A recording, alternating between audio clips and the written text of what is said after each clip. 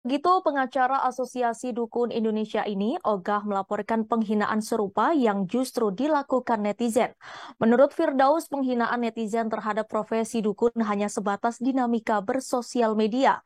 Suami Aurel Hermansyah dan Gus Miftah dilaporkan ke Polres Metro Kota Depok terkait dugaan pelanggaran Undang-Undang ITE pasal 27 ayat 3 junto pasal 45.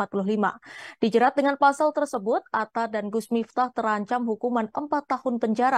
Firdaus mengatakan pihaknya telah menyertakan banyak barang bukti dalam laporannya terhadap Atta dan Gus Miftah. Sebelumnya diketahui Atta Halilintar sempat mengundang Firdaus Oiwobo dan Gus Irfan di acara podcast miliknya. Di acara itu Atta dan kedua narasumbernya itu membahas seputar perdukunan. Namun saat ini video podcast Atta bersama Firdaus dan Gus Irfan diketahui sudah di-take down oleh suami Aurel Hermansyah.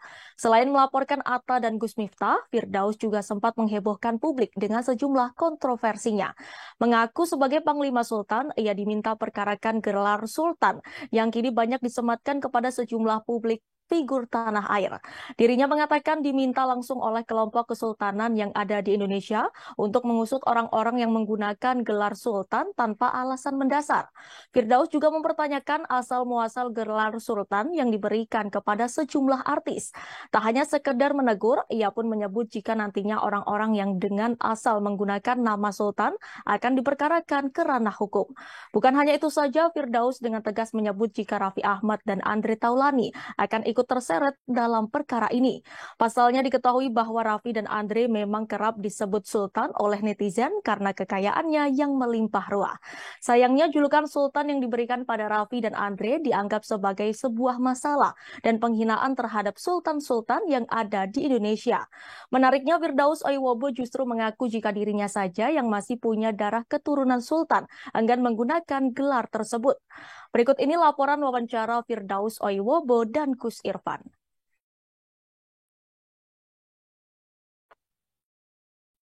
Bang, waktu itu alasan apa meminta abang? Hah? Jadi datang alasan dia. Dia meminta keterangan untuk dukun. Ya ada pertanyaannya pun dikasih. Meminta penjelasan untuk dukun-dukun itu. Berarti seandainya nih bang, Atta tidak men-take down atau gini deh, Atta men-take down, tapi dia tidak berbicara dengan Gus Miftah, berarti tidak menjadi persoalan. Dia tidak akan bermasalah dan kami tidak akan laporkan dia, gitu loh. Tetapi yang menjadi masalah ketika di podcast berikutnya, dia dibilang menyesal mengundang kami. Dikumpulkan belum dikonfrontir. Iya, menyimpulkan bahwa kami dengan mengundang kami tidak ada edukasi dan ada nilai edukasi. Mungkin bahasa kasarnya unfaedah lah, unfaedah gitu. Lalu ditambah lagi dengan bahasa Gus Miftah, katanya dukun itu adalah paranormal. Paranormal itu ya yang datang ke paranormal ya orang nggak normal kan gitu. Oke, tadi menarik bang, sulap tadi di trik-trik sulap itu haram jatuhnya kan? Haram jatuhnya, kalau uang sulap pun haram. Di sekitar Gus Miftah kan tahu sendiri kan siapa orang dekatnya yang mungkin di komunitas itu. Mending seperti itu, dakwai orang yang pas dibanding dakwai kami yang memang tidak sesuai dengan tunjukannya. Dalam podcast Atta kan saya bilang, kalau coba dilihat, dukun yang tidak melanggar syariat. Saya bilang, dukun kalau paham mubtilatul wudu, batalnya wudu, arkanul sholah, rukun-rukun sholat, segala macam, memahami ilmu tasawuf tingkat dasar, saya kira nggak ada masalah. Apalagi secara sejarah mana dukun itu juga tidak seperti itu ada kriminalisasi sejarah.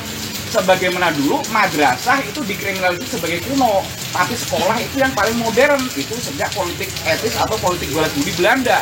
Setelah tanam. Terima kasih sudah nonton.